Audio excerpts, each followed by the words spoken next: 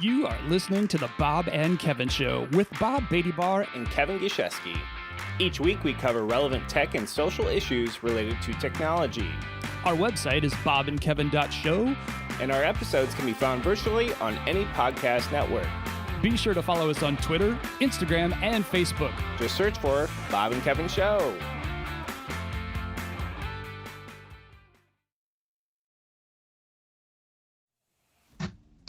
Right. Hey, Bob. Me. I'm Kevin.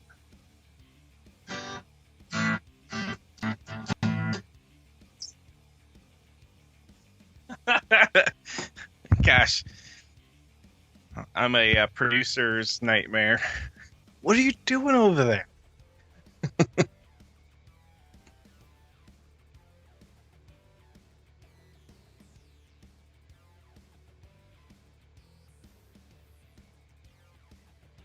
Nice.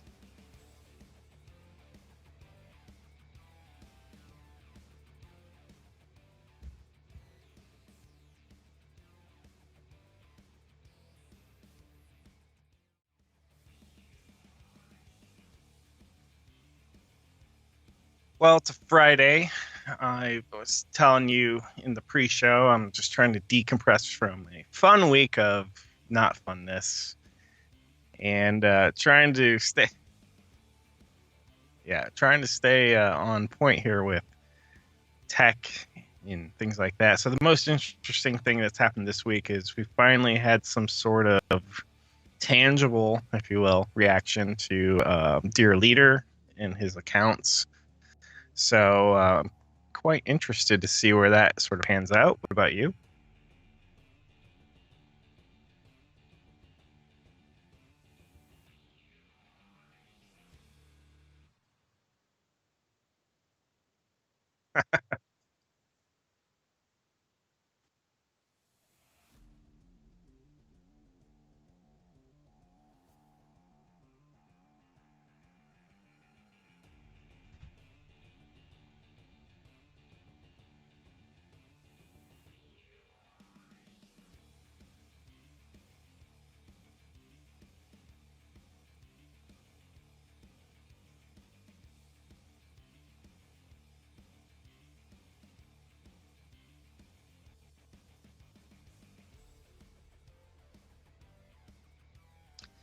Yeah, so that was kind of interesting.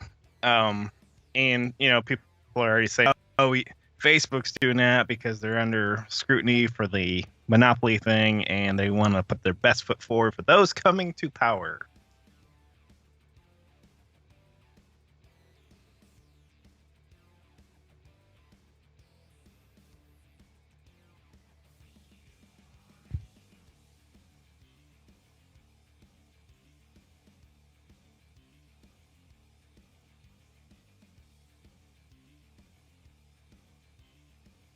So Bob is hoping that we can get talking about Section 230, kind of how that plays out with people, because you may be surprised to learn that some people actually do want it repealed other than Dear Leader.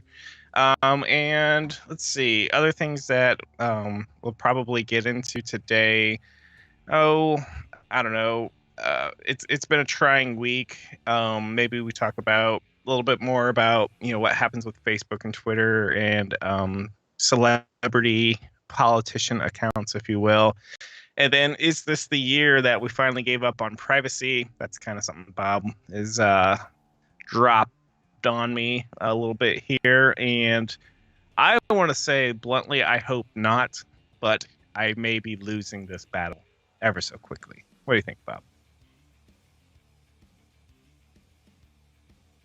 Okay. So, are you unable to hear yourself? Is that what we're going at here? Okay, good. Because this would be really weird if it's just me talking to me.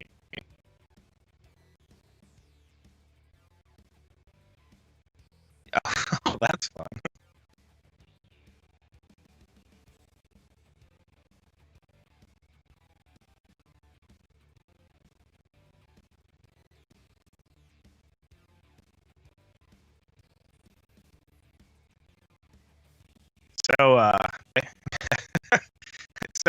I'll just recap a little bit here. Section 230 is that funny little law from the late 90s that basically said Facebook, well, of course, the future Facebooks, Google, YouTube, and all that cannot be sued as they are merely content providers. They are a platform. They are not publishers. Of course, that area has been super gray lately, especially with President Trump saying that they should be sued and whatnot, which feels like a direct result of a temper tantrum where he gets little footnotes put on tweets and things like that. Bob, have you?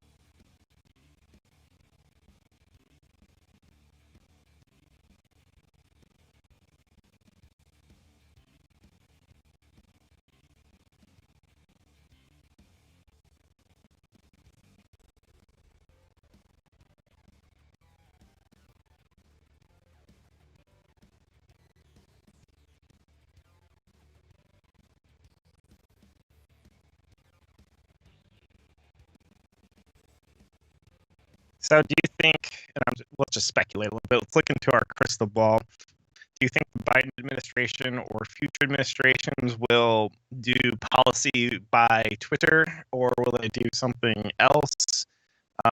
And I mean, on one hand, if you want it straight from the source, you're going to Twitter. This came from this person. So, a lot of times people say, well, how do you know President Trump said that? I think it's fake news media. I just went to his Twitter feed, So will Joe Biden, be as, is he going to use it as much, or will he just have people? Because I feel like Obama used Twitter pretty well, used it once in a while for effect, and then he delegated to his communications teams to really disseminate the policies and whatnot through normal channels and on social media. But I don't know. Do you think it'll be any different going forward?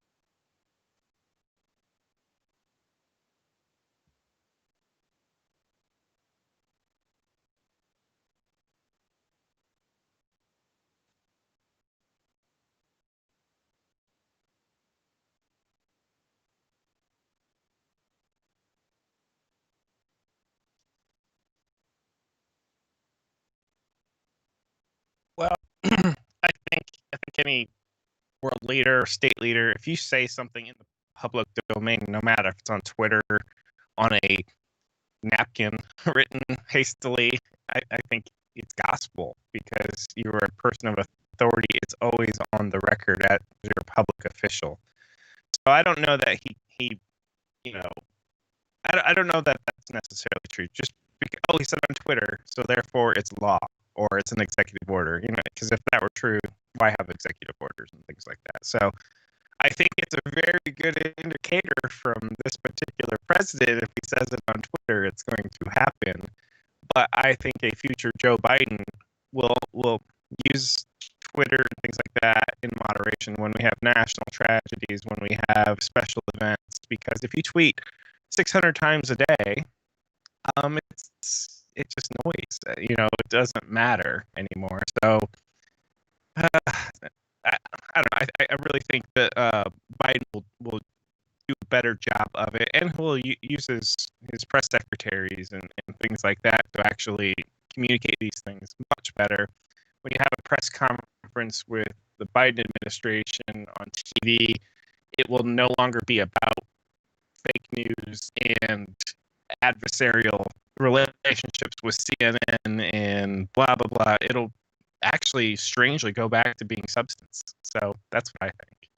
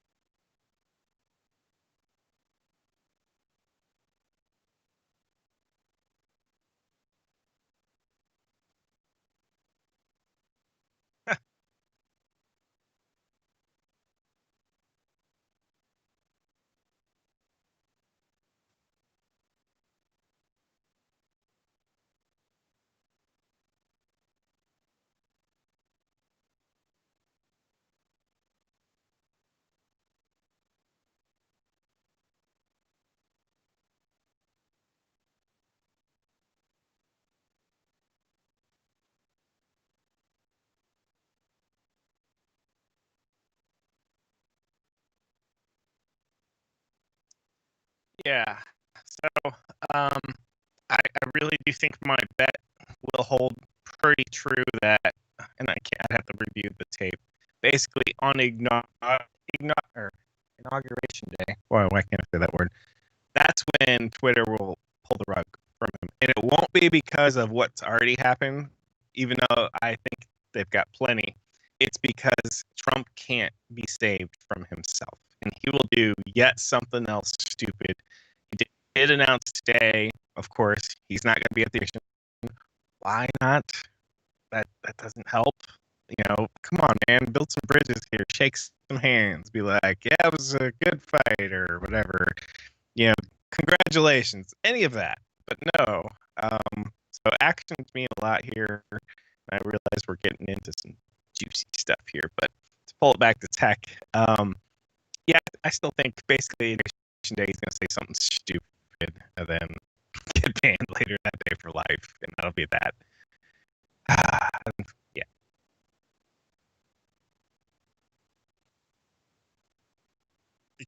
Yeah, but his state-run media has now been spun off, so Fox News apparently isn't his favorite darling news media, so he's just gone to the next one, some of these fringer ones. So I expect he'll just land on something else. Now, if you ask me, Twitter and Facebook is where the action is, just like CNN, Fox News, ABC, CBS, NBC. That's where the action is. If you want to go to some fringe one, you're just going to be talking to less and less people. So I think this is really going to hurt him in the long run. And I just don't think he'll be able to save himself because he is really what turned Twitter into the exponential growth of outrage, if you ask me. And it was outrageous before 2016. But starting in 2016, it just got bad. And allow me to opine for a little bit, but I think Trump has a problem that a lot of us do or did or still have, which is an addiction to social media, the addiction to the number of likes, the addiction to the number of followers, the addiction to the number of retweets, the addiction of being able to slam dunk somebody on Twitter, the ability to elevate yourself at somebody else's expense. I would say he's 100% addicted to that. And I think the best thing that could happen to be constructive in President Donald J. Trump's life is he gets banned from social media so he can wake up from this nightmare that he created himself and just get back to, hey man, just go back and host a TV show. Just go back and do that. Just relax. Just live a good life. Yeah. Well, just like people were saying today, Josh Hawley, if he doesn't like the fact that he lost his book deal today, he can go self-publish himself. And I think Trump has enough influence and money. He'll find somebody who's like, yeah, wherever this guy is, there's eyeballs, because everyone loves a good car wreck. They're gonna just be like, I can't not watch this guy. And I follow him on Twitter, not because I think he is anything worth to look at other than he's a train wreck. And I'm just like, what's going to happen next in this story? And so, yeah, I do think he's going to be able to pull that off. And I do think the Trumps are the next Kardashian family, but like the Soprano version. Like they're so, I mean, I look at the Trumps as being like the most Soprano family that's ever really truly existed in my lifetime, because I'm sure there's the mob and all that, but you think of the movie Casino and Goodfellas and all that stuff. So I think they're gonna definitely get some airtime somewhere.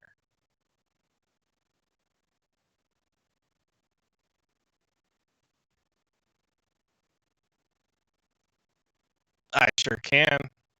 Wow, you look so much better than me. I look like this, like marshmallowy, blurry, like Olaf from Frozen is out in the summertime, melty.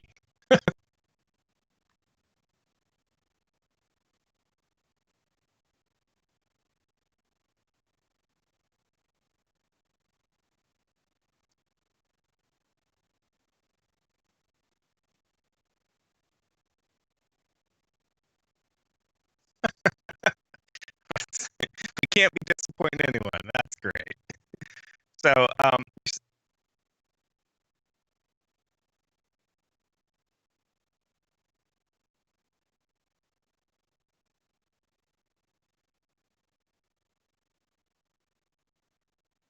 right.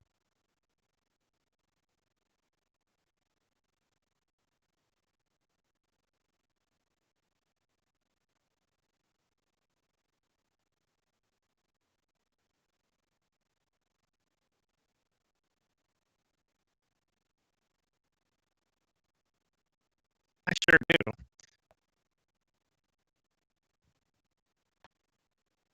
Yeah, so just so you know, this episode is brought to you by Baty-Barr Media.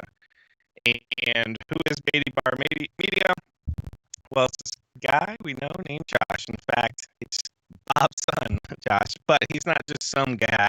He's got like some audio engineering degrees and background and all that. So he's what makes it sound good.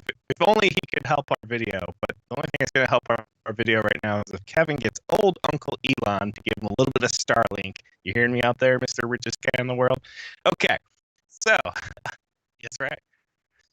Baty-Barr Media is an online editing production company that specializes in music, podcast production, and video. Oh, it does do video. Well, you can't fix my bandwidth. For creators of all backgrounds. Their efficient and reliable services will save you time and stress on any project. And let me tell you, I've got enough stress here for a lifetime. But you probably can't see the gray in my beard, can you? I've been trying some of those men's products to make the gray go away. I totally did, and I realize that doesn't sound very machismo. Kevin, you're what? But hey, no, why not? So anyway, continuing on here, what can Baty-Barr Media do for you? Well, what they do for us is basically Bob and I show up, record, and then send all our problems over to Josh. Josh takes that turd, polishes it up for us, and we put it online. And he can do that for you. Baty-Barr Media is offering a 10% discount on any project for our listeners. You just go to baty-barr.media/BK show to claim your discount, and he'll hook us and you up. Because why? Because we get a discount too for mentioning this. All right. Okay, so Bob, you sent me 2 articles. I want to start with one, and the headline of that one is Why Victims of Internet lies want Section 230 repealed. So do you want to give us a quick synopsis of the story? And it's from CBS News, and we'll have the link probably somewhere, or you can just Google it.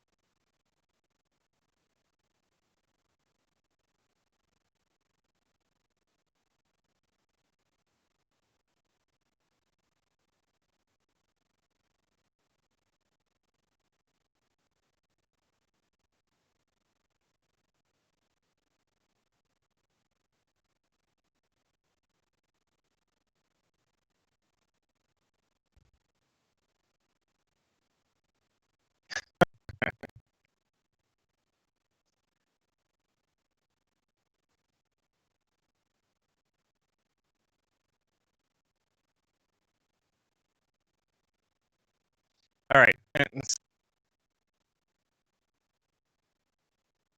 All right. So, and then just to kind of round out, what are these people saying? They're basically, and correct me if I'm wrong, saying Facebook should be able to be sued for allowing these lies to be put on their platform. Is that basically the gist of it?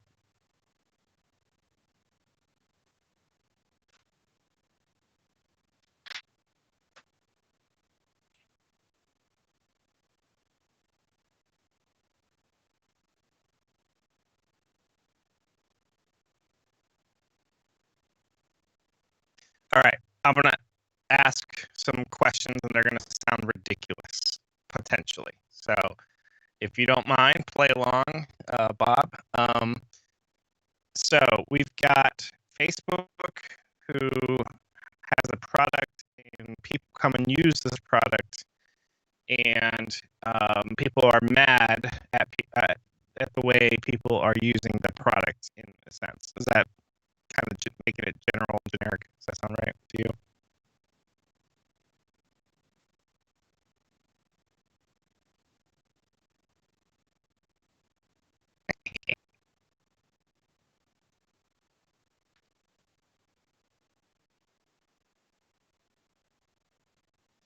Okay, so let's take it back to the newspapers real quick. So if the newspaper prints something that's called libel, and libel, not, I think I said liable, libel if it's incorrect. So you can be sued for libel. However, should the paper company be sued, Bob, also because their paper enabled the newspaper to print the libel?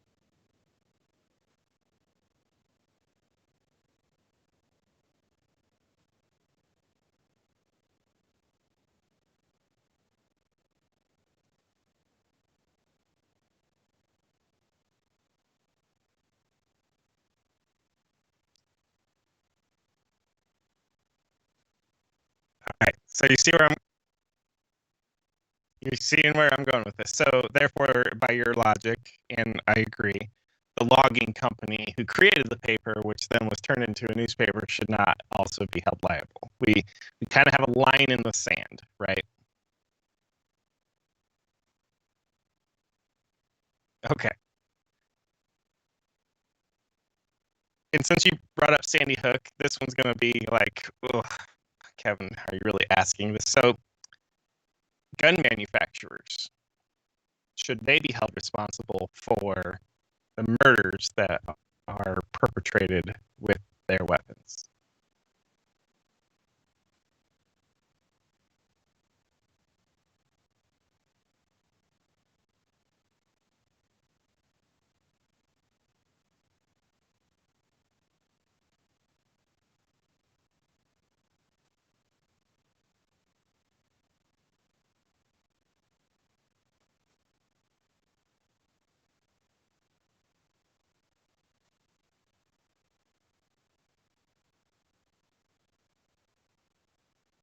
All right. And so by extension, the mining company who uh, get the ore out of the ground and refine it into the metal that becomes the gun, we would say, well, no, they probably shouldn't be liable. But some people would say, hey, you enabled them. So as we can see on here with Facebook,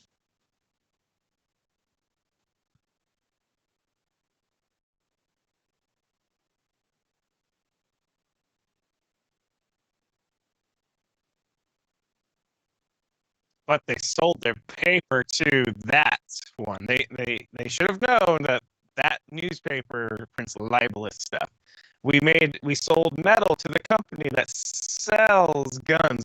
We knew that. So I'm being ridiculous, but I'm just playing it out.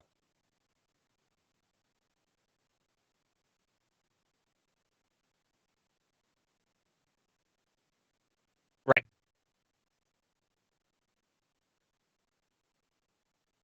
Right. So there's a line in the sand where liability begins and ends. And so that takes us to Facebook, YouTube, Twitter.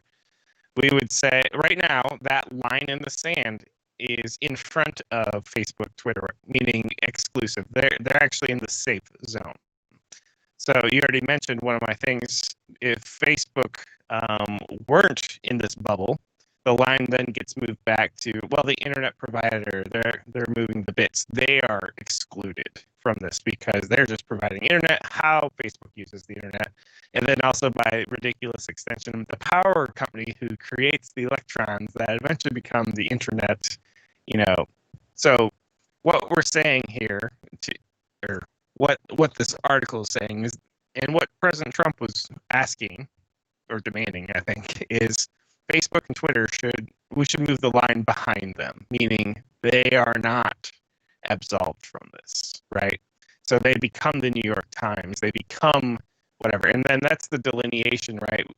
Are they a producer or let's see, what is it? I can't even remember anymore. Are they a publisher or are they simply a platform?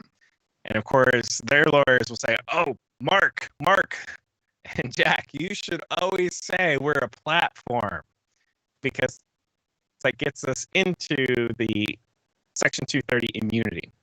So I just like sometimes asking pointy questions and whatnot so that we kind of have a similar analog in a non-tech world with guns and with newspapers. So I'm just kind of playing it out because I'm not actually sure where I come down on Section 230, except for one potential fly in the ointment, which is, oh, we've been doing this 20 some odd years with Section 230. How do you just take it away?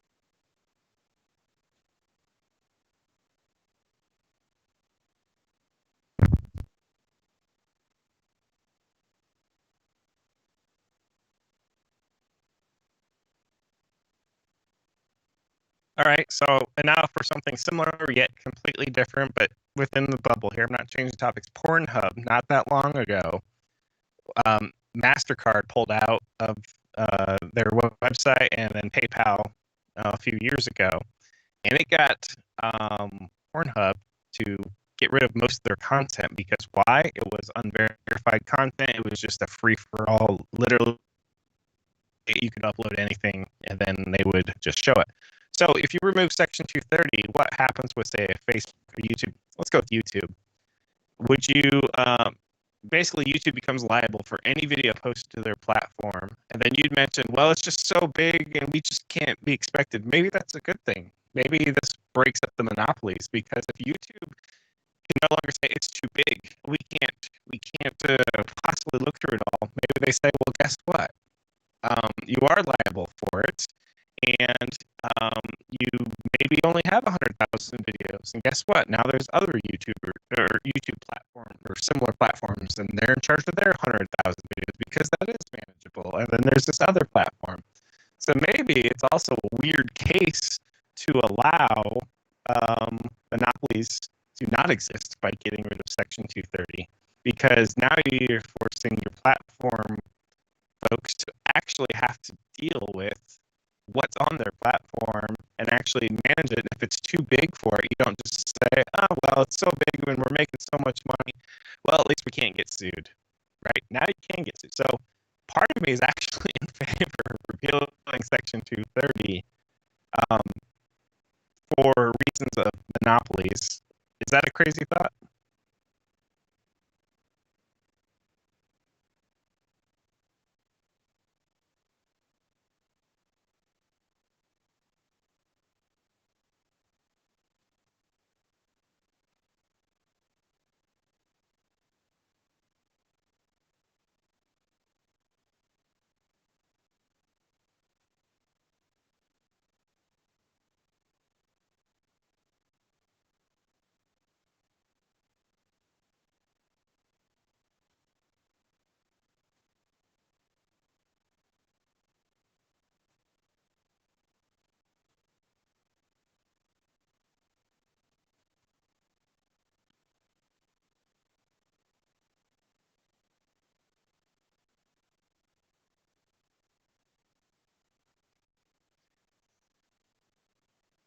So, can you think of any major downsides to this other than it puts Facebook, Google, YouTube, etc., Twitter at peril almost immediately? Do you have to grandfather in your current content? Or do you say, you know what, your current content isn't grandfathered in, and guess what? Either shut it all down and bring it all back in once you do, vouch for it. So help. Let's say Section 230 is repealed tomorrow. You are in charge of the bill, and it's going to get passed. What do you have in there, Bob? What are you getting rid of, if anything? Maybe you don't want to.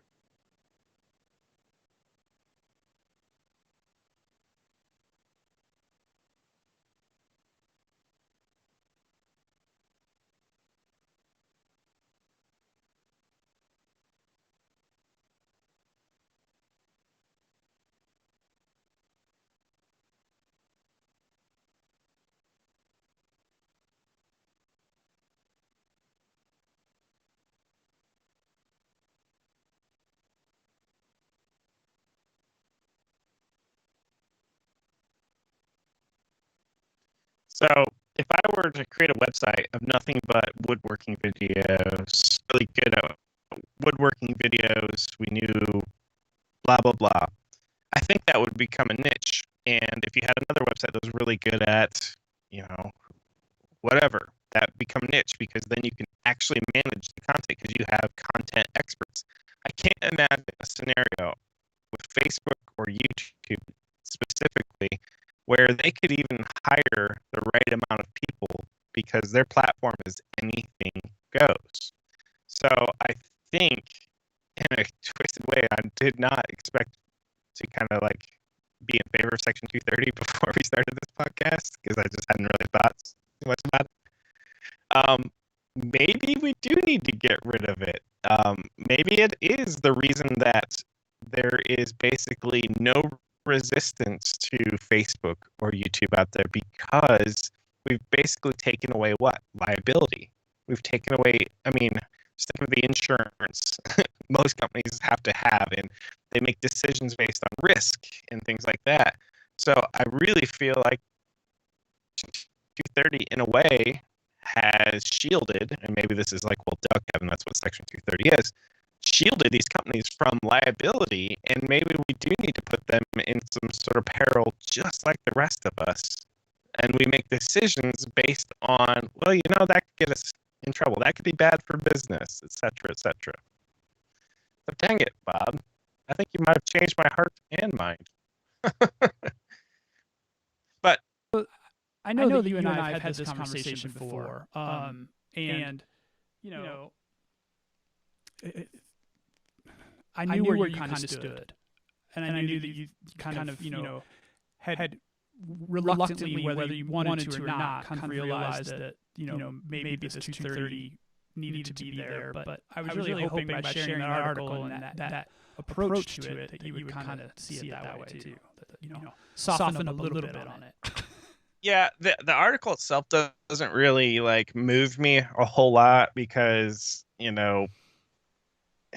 if, and also correct me if I'm wrong here, but they know who it was, or they can at least find out who it is, even if it's an anonymous person, blah, blah, blah. Well, on Facebook, it's a real person. There's no such thing as aliases, so there's that. But you can sue that person for slander/libel. And I just looked at the article going, but they wanted to go for the ones with the deep pockets, and that's obviously Facebook. That's, Fred, who said all the slanderous, libelous stuff, he's got 2 nickels to rub together. But Facebook, that's the one who's got the deep pockets. But it's not about a financial payoff. It's about resources. One single family who's, so you've got the COVID family, the people who've been threatened that, because they started the COVID pandemic. They're only 2 people.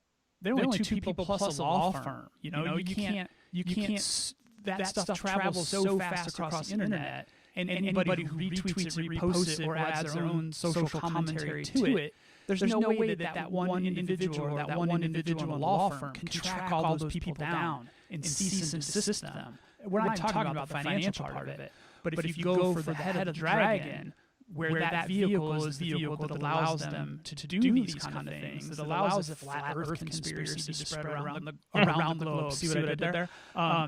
But so that's what they're trying to do. It's not about financial gain. It's about being able to stop the flood of just lunacy. Count me as I am sympathetic to that, but the world is always about money.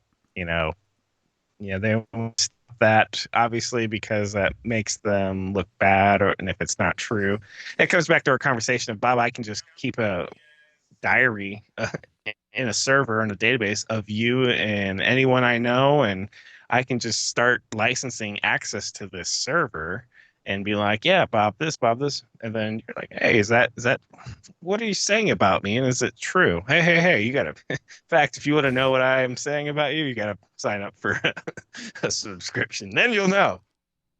And then if you don't like something about it, then you'll have to petition us, and go through our process. And then I could be able to say, Section 230 tells me that, as long as this is a crowdsourced platform, that I can keep all this incorrect information on you, Bob, because I'm just a platform. Anonymous people are the ones that are actually putting this information in. You'll have to go after them if you really want this to be resolved. But Kevin, can't I just have you delete it?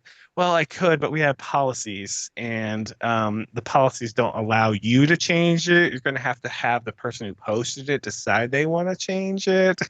Yeah, I can understand how Facebook is basically doing this. You have to hold your hat in both your hands with your head tipped down and say, Mr. Zuckerberg, will you please stop sharing these things about me? Pretty please, because I know I can't sue you.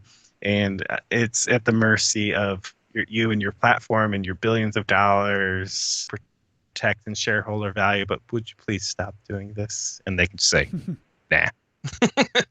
So is that what you're getting at, Bob? Yes, exactly what we're getting at. Damn. So all right. I did bring up the pandemic because that was also part of the story. They were some of the people that have been victimized by this spread of misinformation. But we're going to pivot a little bit around the global pandemic that we're still in the middle of. Newsflash, in case anybody's listening that believes otherwise. But we didn't really do a year-in-review show or anything like that this year. But we're going to take a couple moments to actually take a look back. I found another article that I shared with Kevin, and it was basically how the COVID-19 pandemic basically produced the year that we gave up on privacy in 2020. And the article talks about how the prolific adoption of the Zoom platform, which really hadn't spent, and we did touch upon this early in the pandemic, how Zoom really hadn't spent a whole lot of time and energy on the idea of privacy when they were developing their platform, and they kind of had to make it up on the fly and had some hiccups along the way, and just tons of things related to remote school, remote work, absolute integration of technology for folks that never really had this deep integration with technology, and how privacy really, even though it was already, obviously Kevin and I have strong opinions about privacy, but how privacy really did, it was the year the privacy died, in my opinion. I think Kevin might have slightly different thoughts, so take it away.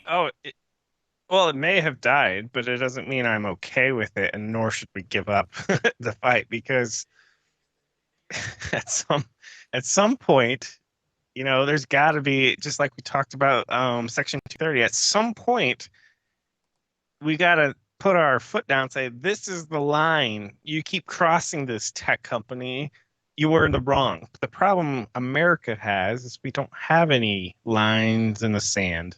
All we have is people who like to shout a lot and don't actually make any laws or anything good of it. At least Europe has GDPR, and it may be terrible implementation and all that. And I don't know, because we don't really have it here.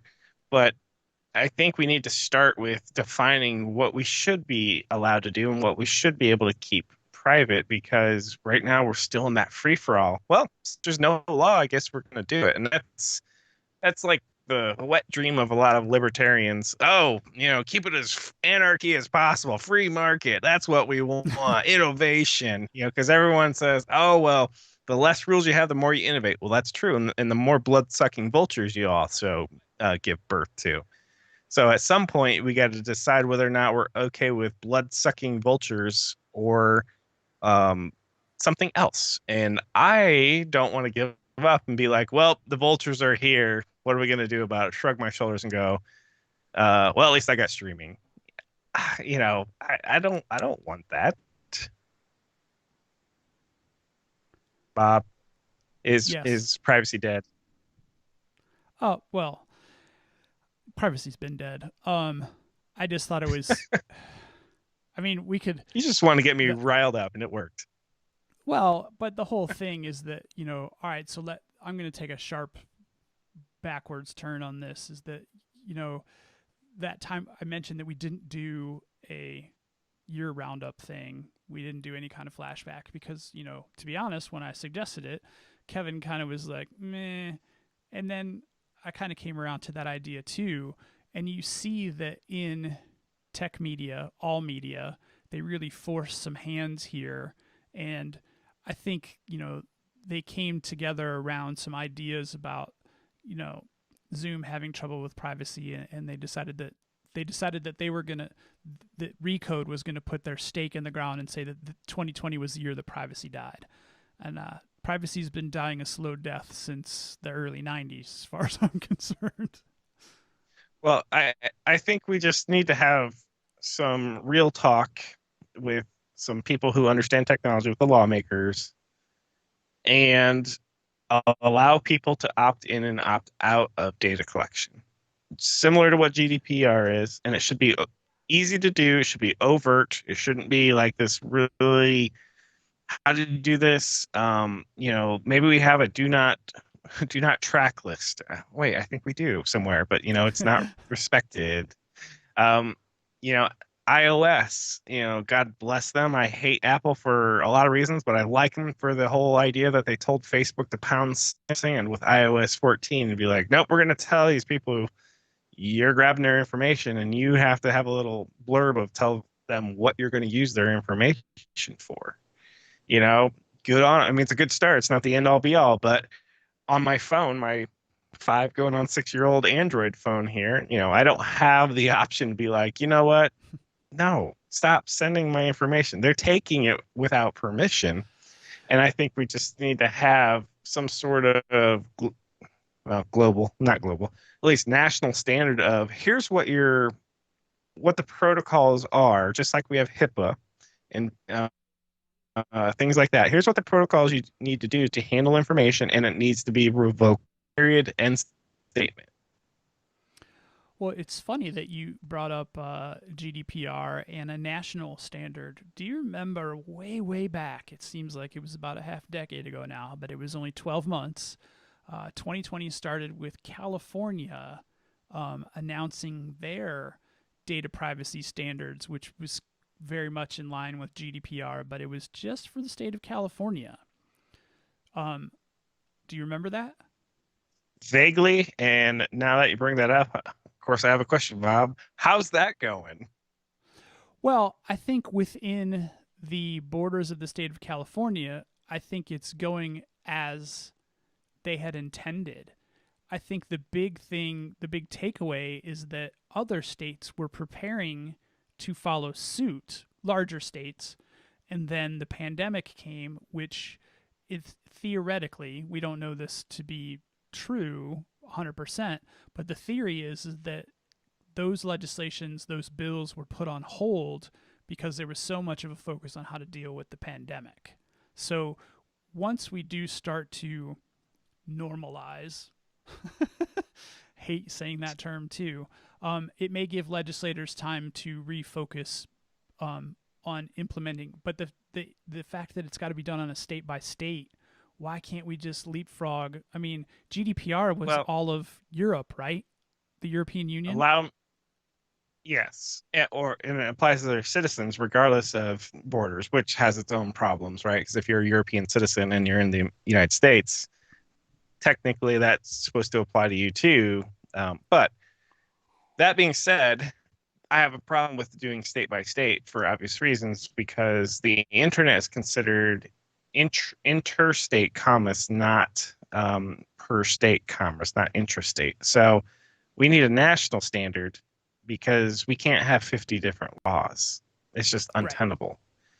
Right. And it doesn't even work as GDPR will kind of, I don't know if they'll admit, whoever runs GDPR or whatnot or whatever. GDPR doesn't really work either. You can't just say, oh, this applies to anyone in any country as long as they're an EU citizen. The fuck it does. This is my country. I can do whatever I want. And then the only recourse that the GDPR folks who are looking to get relief from any sort of infringement is, well, if they have assets in our country, we can go after those assets. We can find them. That's why it's really weird, because Facebook has a lot of servers in Ireland. Suddenly that became a thing. Crap, we have servers in a country now that is actually interested in GDPR. And then that's why you have several countries say, if you want to do business in our country, you got to put your data centers here. Why? Because when you don't play nice, we get to seize all your stuff. Have a nice day. And I can totally get that. But it totally goes against the concept of the internet. If I want to talk to somebody or whatever, there's data that's in flight and there's data that rests. So really, basically, all we're saying is that data at rest is the only thing at peril, because the data in flight, it's crossing many countries at a time. So does the law apply because I passed through your country? And does it apply because you wrote a law that says that to be true? Now are we actually having physical lines and router protocols route around your country because of that? Oh my gosh, why can't we all just get along? Of course we can't. We're humans. We all have different time zones and metric system, imperial system, and Fahrenheit and Celsius. It's just humans, right? Do you think given that statement on humanity, do you think that we'll ever get to a point where there will be like a big seven, a G8 or whatever, like a large collection of nations that bridge beyond or bridge into data protection as a human right instead of, not like I'm minimizing. I mean, these global communities do come together and come up with some great legislation to try to protect humanity in general. Do you think that data is going to start to leak into those conversations? Maybe as lip service, but nothing tangible. And why do I say that? Well, I have a co-host who coined the term "data is the new oil." So there's that bullet point number one. And whether I there's don't know value, if I coined that, but thank you. we're just gonna say you did and let somebody else argue otherwise. TM. So there's that. So there's so much value in data. Why would you just not use it like you would any other bargaining chip? And then secondly, just look at what the Five Eyes do. If I put on my Snowden hat here and spying and data, we don't even pretend to follow any sort of data privacy as a government. So I mean, maybe as lip service, but in reality, heck no, because everyone's gonna say national security reasons we can't do this or whatever, or they'll just tell us that yeah we can do all, yeah, you're protected, but in the back the CIA and NSA are really doing XYZ. So no, I don't think so. I think this is always going to be some sort of political football, some sort of way. Maybe Section 230, to take it back to that briefly, is kind of the way around that, because you got to put these companies in peril in order for Joe User to be able to do something about it. Otherwise, so no. What about you? Do you think the G8 or G20 or whatever will come to Jesus, if you will, on this? I think that it's going to, even if it is lip service, I think it's going to have to become a more prominent global conversation, because, digital privacy is definitely a global concern, a global issue. I know that they have some committees and task forces that are, still looking into that topic. But, how long do you have to be looking into it? When can they act? So, that's, well, it's kind of where I lie on that. My third thing is watch C-SPAN during one of these meetings or hearings, if you will. They have no idea. No idea. They, meaning the people, the decision makers, what it is they even are dealing with versus, let alone how do we fix it? I mean, there's just no way. It'll come down to what's best for me, the politician, and how can I profit? Same song and dance, everything. And when they don't understand it, they'll just look to their party and say, "Hey, party, what's our stance on this?" "Oh, it's this." "Okay, I guess I'm against Section 230. "No, wait, no, we're for. Oh, we're for it. Sorry, I was just corrected. I am for Section 2, whatever that is." That's why we need to find some way to enhance the digital literacy within our governing bodies. I mean, I don't want to sound ageist. I didn't say younger. I said digital literacy. But I'll say it. We got some old people in Congress that just don't get it. Yeah. And they're not staffed, or their staff is too frustrated to try to educate them. So, yeah, we need some new blood for sure. Well, I don't even know. New blood's going to, I mean, we need I don't think experienced enough. Like, I don't know what the average age of a congressional member is, but it can't be young, right? And I'm in my 40s, you're in your early 50s. We're still kind of the youngsters. I'm in 50. I'm in 50. Come on. Well, you're not exactly. You're 50 to 51, so you're in your 50 plus. Sorry. Do you know what I learned today? No. What'd you learn? Fucking Cruz graduated from high school the same year I did. Ted Cruz looks like a used car salesman. I've said it before. He looks like, or some sort of lawyer that's gonna, like, I don't know, take like 50% or more of the settlement. Blah blah. He just looks so shisty. I just assumed he was older than me, so that makes me sad. He does look pretty Hey, rough, not gonna lie. yeah, I do want to use this as a transition / pivot point to so I had a fan reach out today. Can't confirm or deny that he's a blood relative, but a fan did reach out today. I say we have a fan. Yeah, actually he is. He's my wonderful Uncle Tom, lives down in Florida. He requested that we find lighter topics to discuss. So I don't know if we can put it on our possible 2021 resolution radar to get back to laundry folding robots and the like, or I'm asking, yeah, in my own head, what's a lighter topic? So well, laundry folding robots.